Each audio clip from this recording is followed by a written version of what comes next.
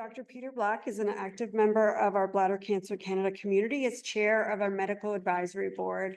And he's a urologic oncologist at Vancouver General Hospital, a senior research scientist and associate director of clinical research at the Vancouver Prostate Cancer Center, and a professor in the Department of Urologic Sciences at the University of British Columbia, and also travels a lot to share his knowledge and expertise on the topic. We're so thankful that Dr. Black has been able to join us today. So, Dr. Black.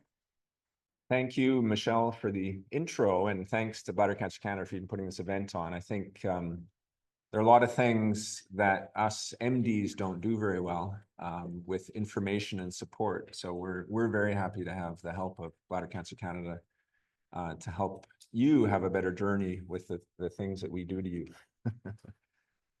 For you and to you. But in any case, I'm going to talk a little bit about non-muscle invasive bladder cancer, so early stage bladder cancer, and just give you a little bit of the lay of the land and some of the new things going on, because it is a very exciting time. There is a lot of new stuff going on. I did a similar session in 2019. I think we do this approximately every 3 years. And it's actually remarkable to look at the lack of things I could have told you in 2019 that I can now tell you in 2025. So things are moving fast. I think they may be even moving faster in Dr. Eigel's world, but we'll get to that later. So non-muscle invasive bladder cancer, I will tell you a little bit about what it is, just so we're all on the same page. A little bit about treatment according to risk groups. So not everybody is the same. We define risk and we treat accordingly. And then I'll tell you what comes after BCG. BCG is our mainstay of treatment. And so what comes after BCG is where a lot of the new development has come. So what is non-muscle invasive bladder cancer? Previously referred to as superficial. That's why the pun in the title. But we like to get away from the superficial description of it because it can be invasive. And so this is the entire spectrum of bladder cancer, from the very early flat lesions sitting on the surface to the big invasive lesions going through the bladder wall. But what I'm going to talk about are the non-muscle invasive ones that are either flat, as I said, carcinoma in situ, or they're these little cauliflower lesions. We talk about papillary lesions that are still confined to the surface, or even those are TA tumors, or T1 tumors, which are growing into the first layer of the bladder wall, which we call lamina propria, but not yet into the muscle. And the idea is if it's not yet into muscle, we can preserve the bladder. It's at a much lower risk of spreading and having a bad outcome. And the focus is on putting drugs into the bladder when needed to preserve the bladder. So carcinoma in situ, I think, deserves a little bit of special attention. It is one of, if we go back here just for a second, it's the TIS on the left, the flat lesions. It's one of the 3 types of non-muscle invasive bladder cancer. And I think it causes a lot of confusion because it's not really a tumor. You're not seeing this cauliflower or sea anemone-like tumor. Sometimes it's just a flat red patch, and it's not sticking out into the lumen of the bladder. It can even be invisible. So sometimes we will have the urine test, the urine cytology that says there are cancer cells in the urine, but we don't see anything on cystoscopy. So when we look inside, and then we do random biopsy, we just take little bits of tissue from around the bladder wall and we find carcinoma in situ.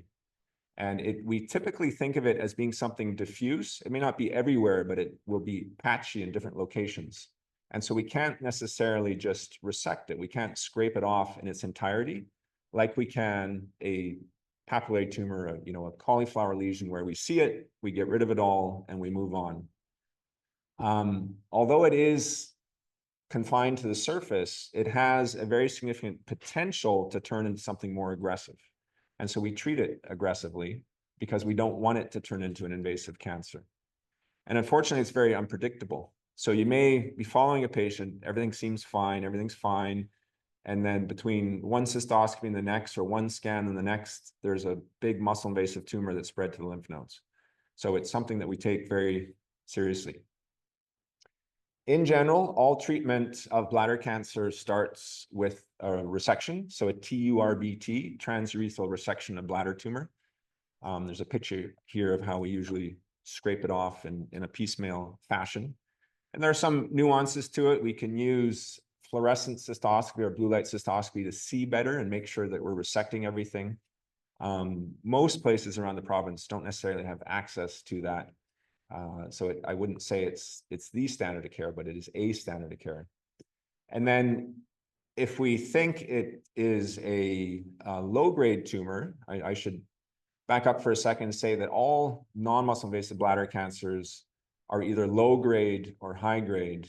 And that is looking at, it's describing what they look like under the microscope and how that predicts their behavior.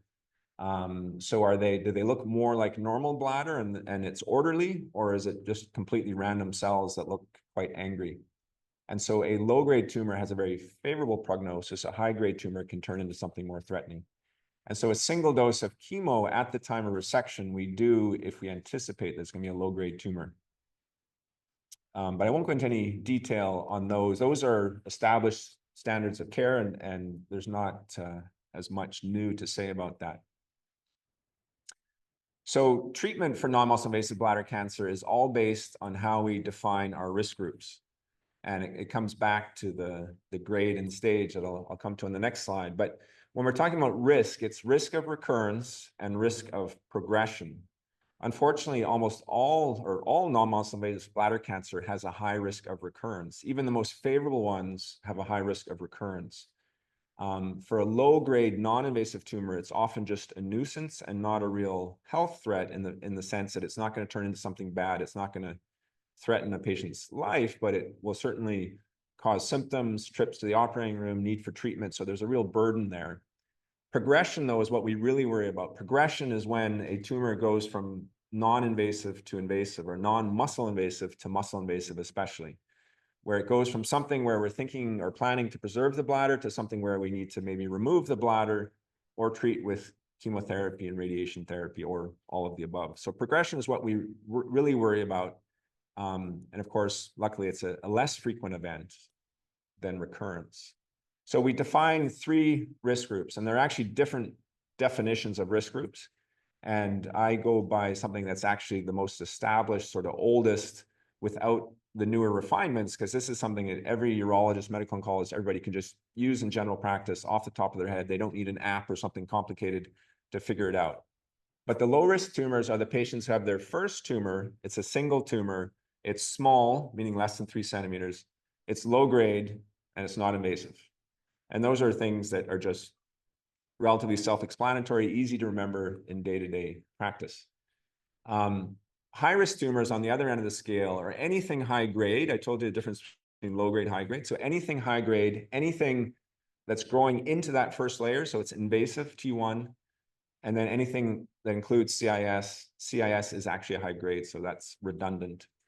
And then in the intermediate risk, of course, is everything else. And the intermediate risk in medicine is always the grab bag. We don't really know what to do with them because they're not low, they're not high, but they're in the middle. But in bladder cancer, it's typically also a well-defined group of patients. They have low-grade tumors, but they're recurrent, not first time. They're multiple, not single, or they're large, not small. So they're low grade, but they don't meet the low risk criteria. And of course, they have a higher risk of recurrence and a higher risk of progression, although risk of progression is still relatively low.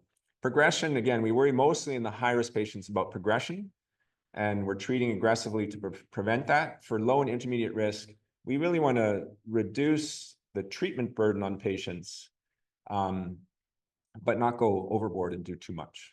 You can see some numbers there. Risk of progression in a low-risk patient is probably in the order of 1 to 3%, so very low. Yet for a high-risk patient, it's at least 30%, and the longer time span you have, potentially the higher it is. So what do we do from a treatment point of view? Low-risk patients, tumors resected, single dose of chemo, and then we watch with cystoscopy. There's no recurrence within 5 years. That's it. We're done with cystoscopy, and you're free to go, so to speak. Because cystoscopy, of course, is also a big burden, and we don't want to do unnecessary cystoscopies if we can avoid it. If there's a small recurrence, we can actually fulgurate. So fulguration, the word on the slide there, is just to zap it with some cautery to get rid of it. So we just burn it. because we know with high certainty that that's a small low-grade tumor, and we don't need to take a patient to the operating room, give an anesthetic, waste a day of the patient's life and all the money from the operating room when we can just touch it in the office and it actually doesn't hurt very much. Somebody might contradict me in that, but the high-risk group gets a little bit more treatment. So they get resection. Sometimes they get a second resection. If it's one of these T1 tumors that's invasive into the first layer, we will go back and resect again because we know in up to 30% of those patients, we actually missed something. Even though we think we got it all, we're, the best surgeon in the world, we're perfect, but we know there's gonna be more there in 30% of the cases. And then we treat with BCG, and BCG, as most in the room will know, is a live bacteria related to tuberculosis that we put in the bladder. It has a tumor killing effect, but mostly an immune modulating effect, that the immune system gets rid of any residual cancer cells and will prevent recurrence. In a group of patients, as I think I have on the next slide, we actually consider cystectomy up front, and I'll highlight that in the middle.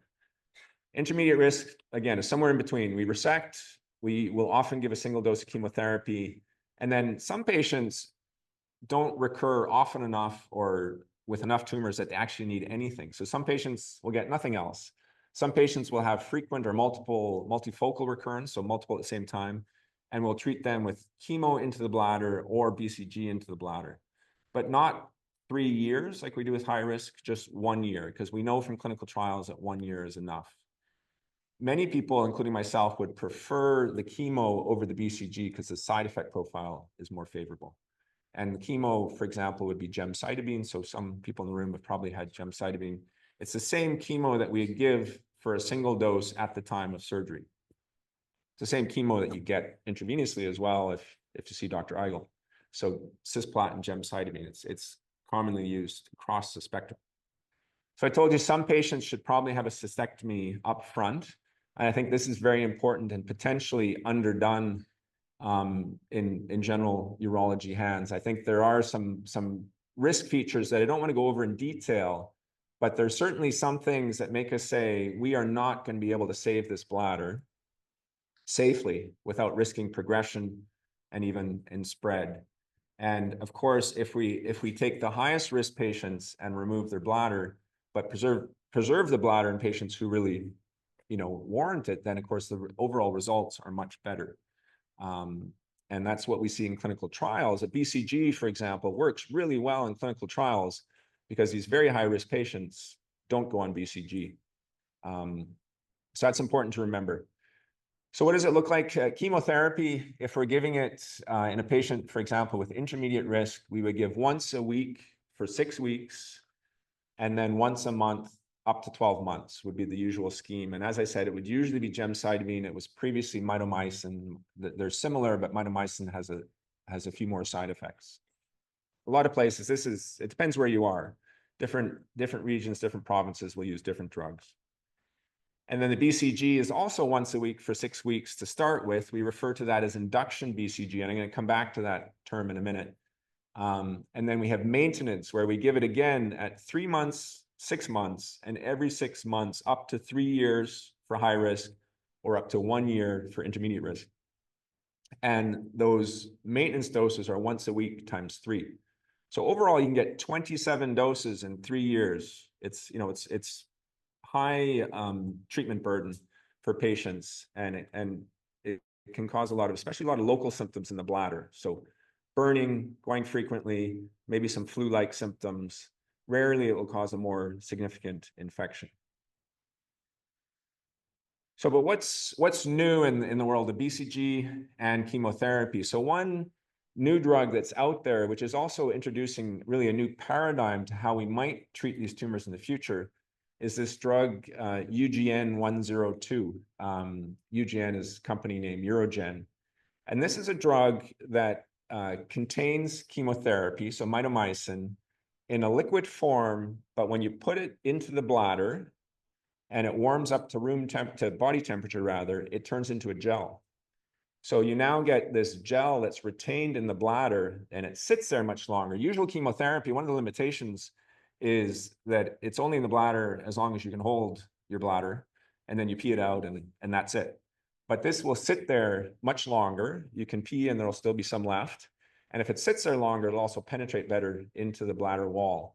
And so there've been a couple of interesting trials with this. The bottom one, the Envision trial, they actually left patients with low-grade tumor, put the drug in the bladder. So they didn't resect it. They skipped the TURBT. They put the drug in the bladder at whatever schedule. And 3 months later, 80% of patients were tumor-free. So it's a cool idea that you can avoid that surgery with anesthetic complications, surgical complications. Bladder cancer, is an elderly population that you'd really like to keep out of the operating room. So I think it's potentially the paradigm of the future. The FDA has their so-called PDUFA dates, where they have to make a decision, and the PDUFA date for this one is actually in a month, that they have to decide whether this is going to be approved or not in the US. If it is, then of course it trickles down to other countries like our own. But it's not a sure thing for reasons I won't go into. But the trials haven't been done, as we would like them to be done. But another agent or there are two agents here that are different but similar. The idea is that you have drugs that you have the bladder exposed to drug for a longer period of time. And so the TAR delivery system, TAR is, again, a company named Taurus, that was absorbed by one of the bigger companies. And this is like a piece of polyurethane, like a piece of plastic, so to speak, that that auto coil. You put it in as a tube and it coils into this pretzel space thing, as you see in the right-hand side. So we often colloquially talk about the pretzel. And it has a very controlled release of whatever's in it. So you can put, again, chemo in it, gemcitabine, that's TAR-200, or you can put a newer drug in it, erdafitinib, which targets a specific molecular pathway, so FGFR3 or FGFR inhibitor. That's TAR-210. You can deploy these into the bladder through a catheter and leave them there, TAR-200 for 3 weeks or TAR-210 for 12 weeks. And you have drug exposure for that long. The TAR-200 actually only elutes for a week. It's just you don't want to be doing a cystoscopy to pull it out after a week. That's a little bit too invasive. But the TAR-210 will actually elute drug for 3 months, which is remarkable. And the erdafitinib is interesting because most non-muscle invasive, low-grade non-muscle invasive bladder cancer is driven by FGFR mutations. And you have a very specific drug that affects exactly that pathway. And so there's a lot of promise, or, the trials are now starting to happen where you would put that in the bladder without resection and anticipate that most patients won't have any tumor left after the 12 weeks. So it's a novel concept.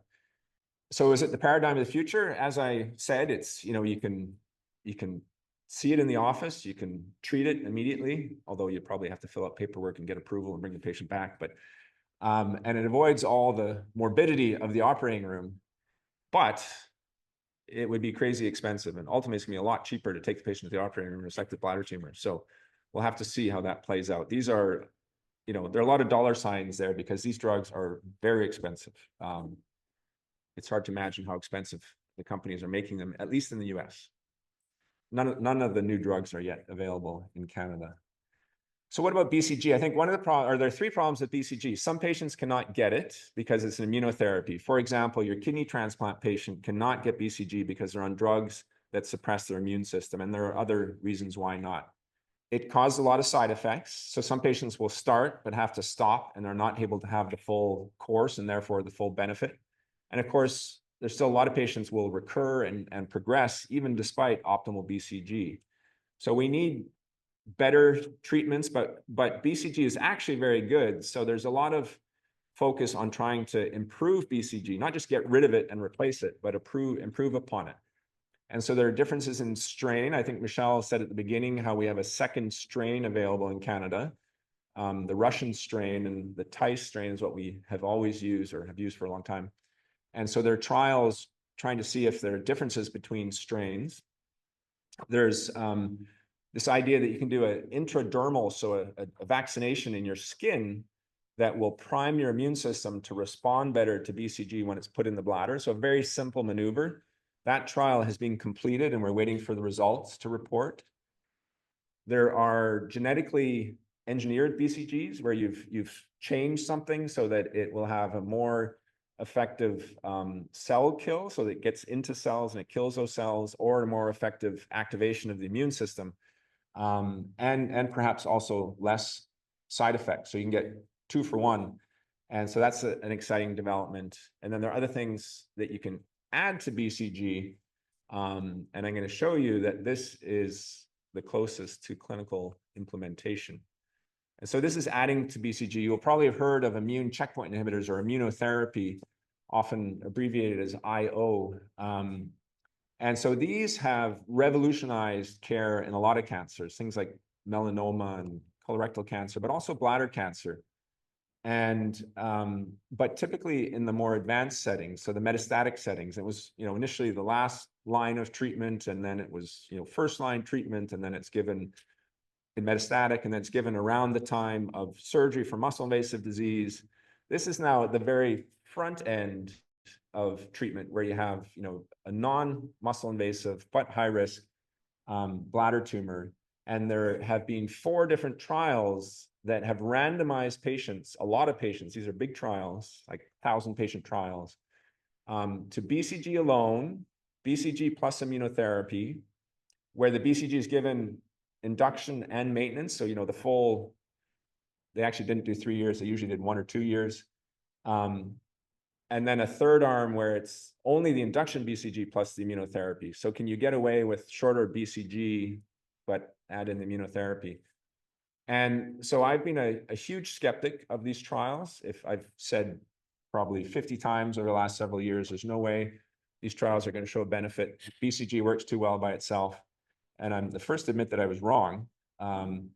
And the first result, so we got a hint back in January when Pfizer put out a press release saying that their trial, the CREST trial, was a positive trial.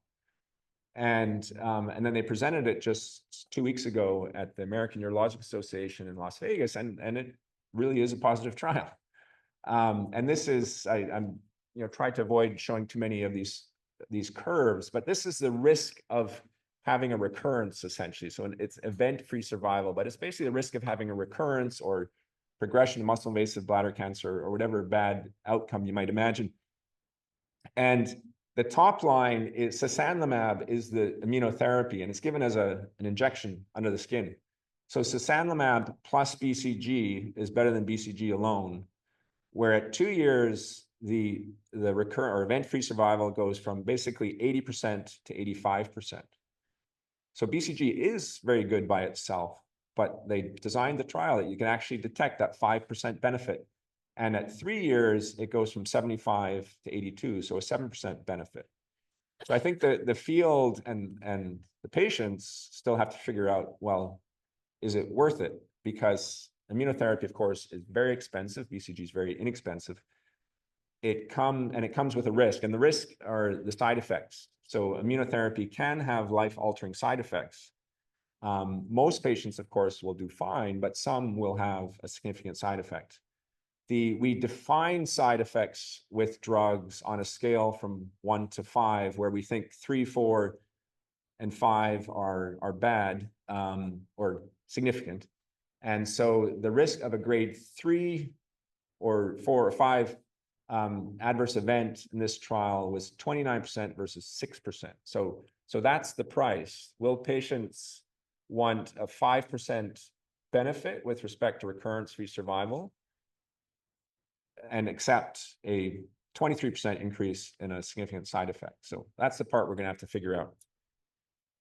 And it's going to be a collaboration between the urologists and the medical oncologists, because the medical oncologists are the ones who typically give the immunotherapy or always give the medical therapy.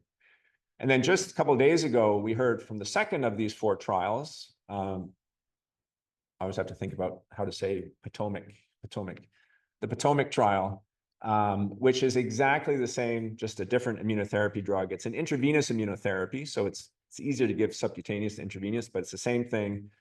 We haven't seen the results. This is just a press release, but it kind of tells you that this is coming, that we will be talking to all our patients in the not too distant future about immunotherapy in the first line. Now, so I focused a little bit on trying to improve BCG. There is an effort out there, and I make it sound like there are different political parties battling, but there is an effort to also see if we can come up with an alternative BCG, since some patients just cannot get BCG. And the alternative, the most popular alternative right now is gemcitabine and docetaxel. So 2 chemotherapy drugs that are given on the same day, but one after the other.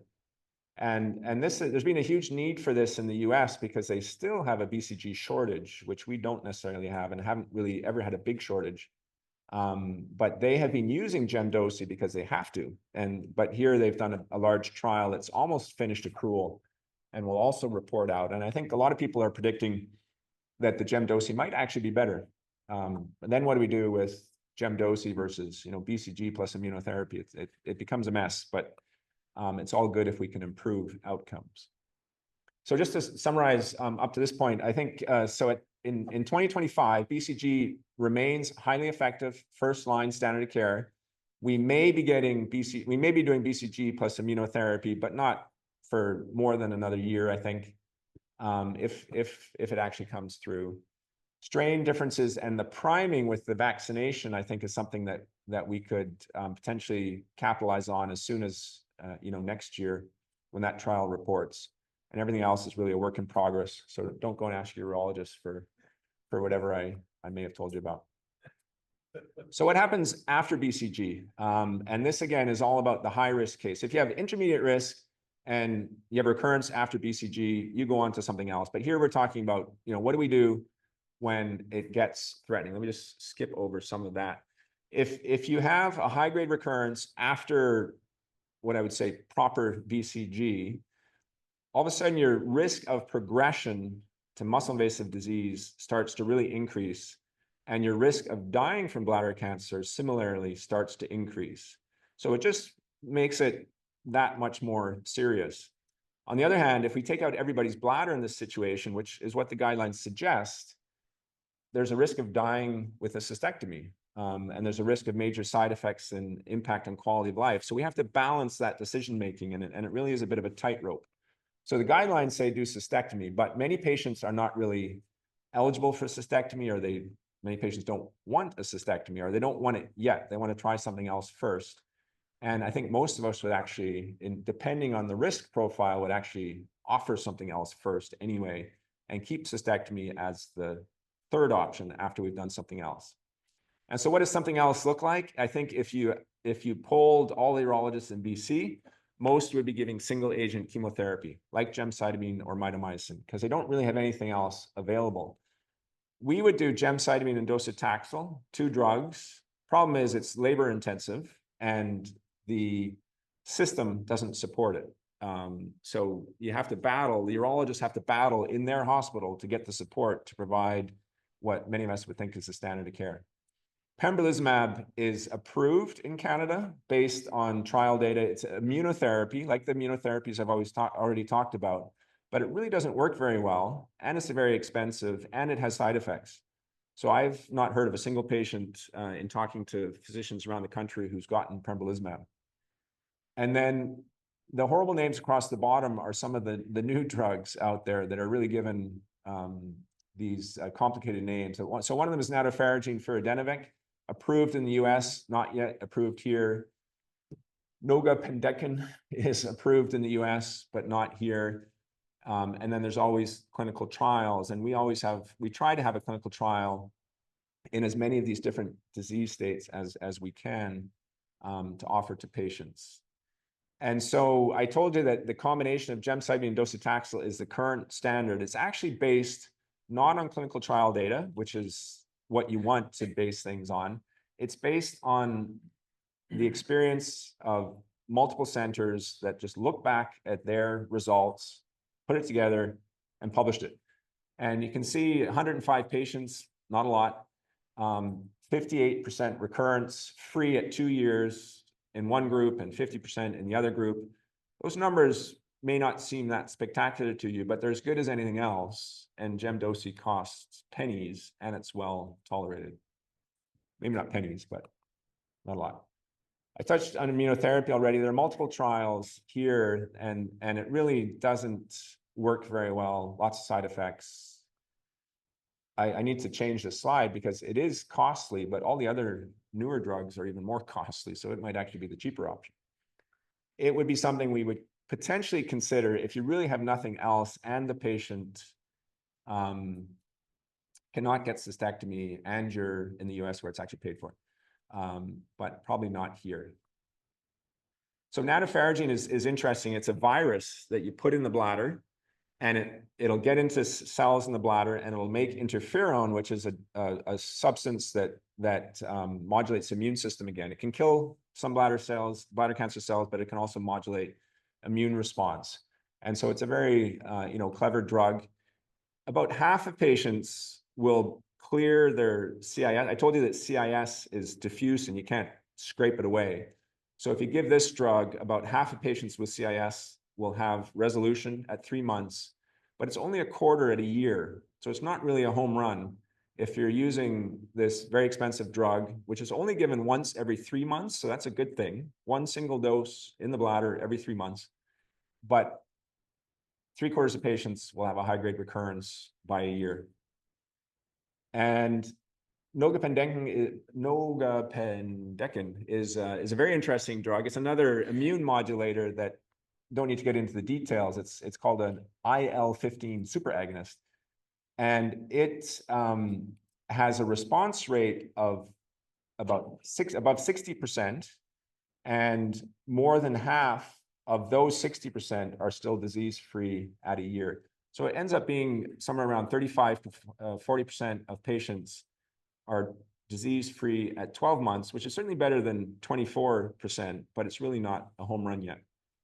This one is the most expensive of all the drugs. It's something like $600,000 for a year of this drug in the US.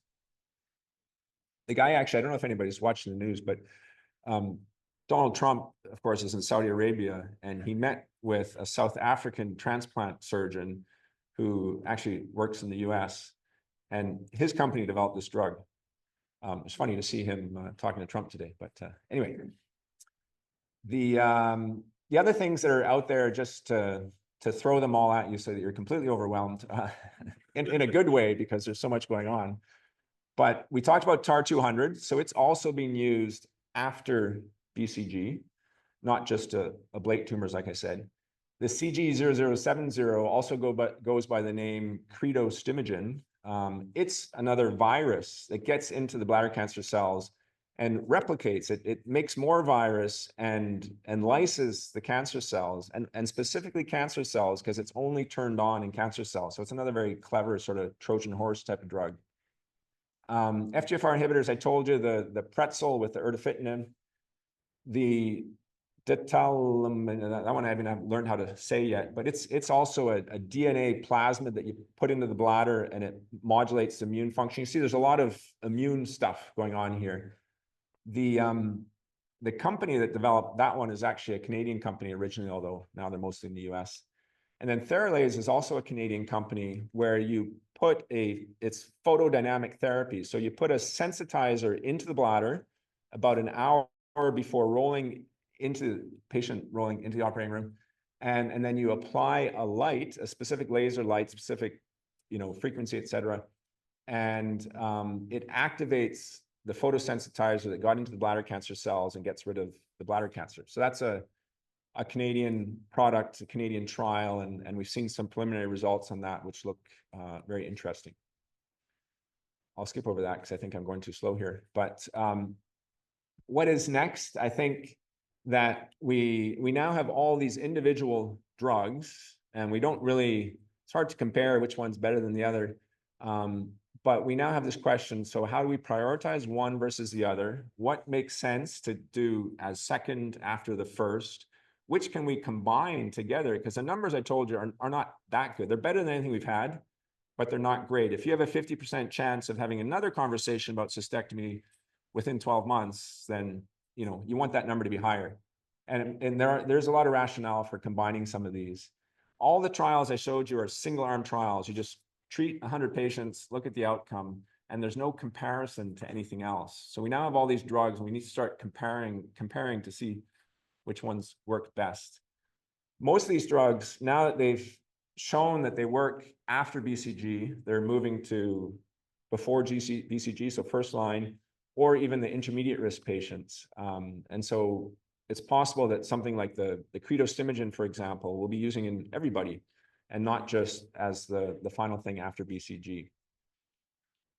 We define everything by BCG, but now moving forward, it might be, not just after BCG, but after BCG and immunotherapy, since immunotherapy might be part of the front line. And so that changes everything downstream. It gets more and more complicated. And I would just highlight at the end that cystectomy really is still the best option in some patients. And I know that patients want to preserve their bladders. I know that we want patients to preserve their bladders. There's a very interesting study presented at the AUA, this American Urological Association meeting just a couple of weeks ago, that was a sort of a real-time pragmatic study. Patients chose their own treatment. It wasn't randomized or anything, but it looked at quality of life. And the quality of life in several domains was actually better in patients who had a cystectomy than in those who preserved their bladder and were getting intravesical therapy. It was the same for most domains, and it was better for intravesical therapy in a couple of the domains, but it was surprising to everybody how favorably the cystectomy was. And I think it's just important to remember that it's part of the treatment that we can offer. And in the right patient, it is the right option. And so I'll just finish by saying the future looks very bright for patients with non-muscle invasive bladder cancer, for all bladder cancer, but especially non-muscle invasive bladder cancer, since that's what I'm talking about. Thank you so much. That's awesome. Do we have any questions for Dr. Black?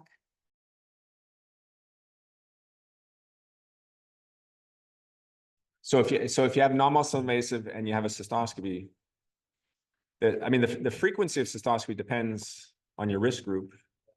And of course, your likelihood of recurrence actually is fairly similar across. It's just the impact of that recurrence. If it's a high-grade recurrence, there's a risk of progression. If it's a low-grade recurrence, not usually. But if the longer you go without a recurrence, the more likely you are to stay without a recurrence, and the more we stretch the gaps. So for a high-risk patient, we'd usually do cystoscopy every 3 months for 2 years, every 6 months for 2 or 3 years, and then once a year. The guidelines all say lifelong. Most patients get pretty sick of it at some point and say, thank you very much. If it's a low risk, the other end of the spectrum, you do it, everybody gets a cystoscopy 3 months after the diagnosis, after the resection, no matter what risk. But in low risk, you can then basically go to once a year and stop after 5 years. Intermediate is somewhere in between. I mean, it's a complicated question with a complicated answer, but I think if the BCG is given weekly, it was sort of random that it was given weekly, but not really, because it made sense. And you have a ramping up of the immune system over those 6 weeks. And if you continue too long, you probably get a suppression of the immune system. So, or you would, at least in sort of animal experiments. It's not something you do in patients. And so there's this sort of optimal activation of the immune system that we think we're getting with BCG, and then we reactivate with the maintenance. And if you, for example, did 6 doses of maintenance instead of 3, there's some evidence that you're actually going to suppress the immune system with the additional doses. But overall, BCG is immune activating, and there's some evidence that if you're vaccinated with BCG, I mean, BCG is a vaccine for tuberculosis, right? So if you vaccinate with BCG, you're actually enhancing the immune system to fight other infectious diseases, including, there's a lot of excitement around BCG and COVID. We actually did a study with some other Canadian groups to look at if you've had BCG for bladder cancer, do you have a lower risk of getting COVID? It didn't work out in the end because patients all got vaccinated for COVID and the risk of infection wasn't that high. But it's the impact of the immune system is probably beneficial in the long term. The immune system has a memory. So it's not like day to day your immune system's doing anything different, but it has a memory, and it might respond to some infectious diseases at least better. So it's bacillus, as in the bacteria. And then the name of the two people, they started with BCG in the lab, and they cycled it through many generations until it went from a harmful tuberculosis. Well, it was bovine tuberculosis. It wasn't actually human tuberculosis, but they cycled it through so many times that it became attenuated or harmless. But it's Calmette-Guerin, Guerin. Pierre's laughing at my French accent.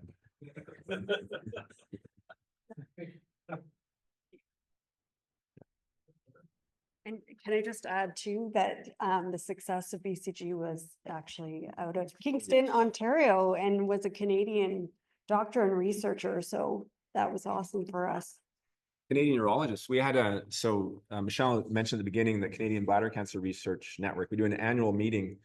And in 2023, we all went to Queens, which is quite a hike, to do the meeting there with Al Morales, who's now 85, he gave the first dose of BCG 50 years ago from 2023, so 1973.